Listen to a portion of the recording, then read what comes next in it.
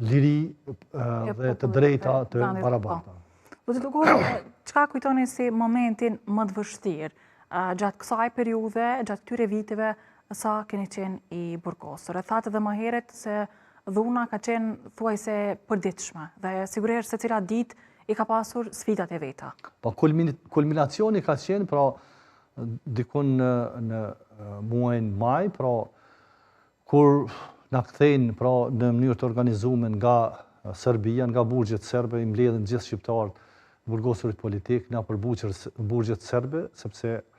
fillimisht na dërgojnë atje, me pastaj na mbledhin edhe na sjellin në Kosovë, në burgun e Dubravës, ku fillojnë se zbatuarin një plan genocidal për ekzekutimin masovik të burgosurve. Pra, ai kulminacioni i çmendurisë serbe ka qenë pra që është zhvillu në burgun e Dubravës, kur pra keqtrajtimi ka qenë edhe më i madh aty? Keqtrajtimi, s'po flasim tash më për keqtrajtime, po flasim për ekzekutime. Pra në burgun e Dubravës janë vrarë mbi 116 persona që janë të identifikuar deri tani, pra, dhe mbi 200 të plagosur. Pra nga armë të zjarmit, nga bomba, nga armë të ndryshme të kamësërisë që kanë përdorur ndaj trupave tanë të burgosurve, të, si thot populli, me duar lidh, pra pa asnjë lloj arsye. Pra vetëm arsyeja e vetme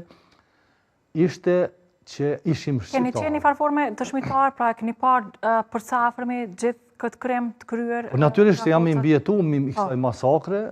jam i mbijetuar. A gjithçka është kryer në praninë një farforme dhe të personave të tjerë? Po, masakra e Dubravës është një ndër masakrat më të tmerrshme që ka ndodhur gjatë luftës, po, sepse është zbatu një plan i përpikt nga shteti serb për të ekzekutuar të burgosur shqiptar, të cilët me të gjitha konventat ndërkombëtare do duhej të mbroheshin në rast lufte, sepse konventat ndërkombëtare e parashohin edhe luftra dhe të burgosit pa marrë parasysh a janë burgosur politik, a të burgosur ordiner, ata do duhej që të mbroheshin nga shteti. Ne lere që su mbrojtëm, po ne ishim cak i tyre që të zbatojnë planin pra për shfarosjen e qenjes fizike të burgosurit shqiptar. Pra, i tërhoqën burgosurit ordiner serb që ishin, dhe brenda vetëm një të burgosurit shqiptar, dhe fillun pastaj gjuajtjet nga gjitha anët me armë të ndryshme, me bomba, me mitraloz, me automatik, me sniper, me kështu, dhe kështu që ajo zgjati dikun 4 ditë, ka zgjatë ajo ploj e madhe, thash ky ishte kulminacioni, por në ndërkohë ka ndodhur edhe shumë gjëra të tmerrshme, me pastaj para dhe pas kësaj